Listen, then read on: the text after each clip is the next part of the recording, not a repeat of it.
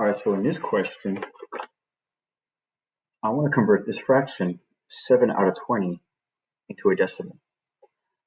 What you're supposed to do here is divide. Divide 7 by 20. This right here represents division. Or another way to remember it is using TIBO. Top number goes on the inside. Top in. Top inside. Bottom number goes on the outside. Bottom out. The correct terms are numerator and denominator. So numerator is your top number. Denominator is your bottom number. D for denominator, or also D for down. All right. What you want to do first is see if you can fit 20 into 7. Obviously you can't. 20 is way too big for 7. So before you continue, you need to let me know that it did not fit by putting a 0 here. Now what's going to happen next is I need to make 7 big enough for 20. So what you would do is anytime you're going to go over past the ones place, you're going to put a decimal here. And then you put that decimal and shoot it straight up. Now I'm going to put a 0 here behind 7. The value is still going to be 7, but right now we're going to pretend that this is actually 70, even though it's not. All right? It's actually still 7. So now we're going to compare and see how many times we can fit 20 into 70. Now those numbers might be big for some of you. All right?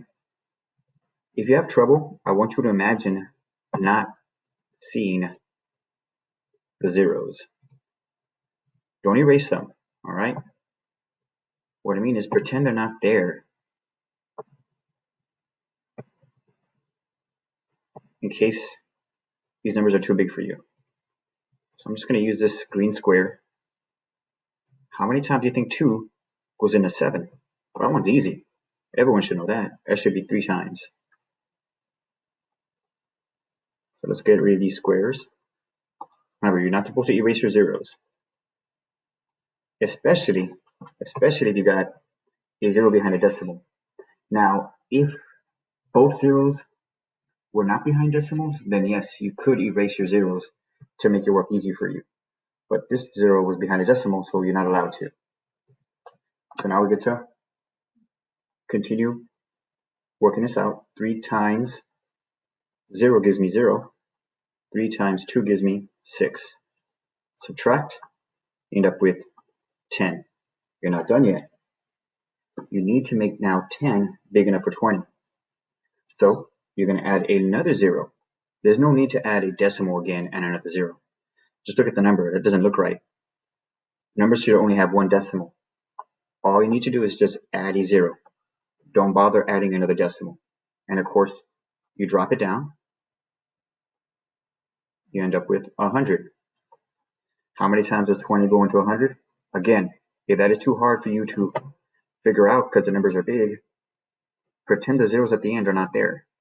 So let me show you again how I did before. By covering up your zeros, you can either use your finger to cover up those zeros, but do not erase them. So let's pretend that we don't see these two zeros at the end. And now the question should be easier to answer. How many times does 2 go into 10?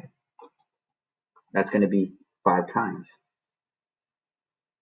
I'll put right here 5.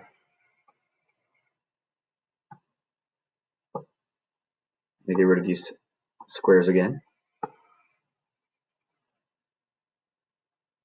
And now we multiply 5 times 0 is 0. 5 times 2 is 10. Once you have your 0, that means you're finished.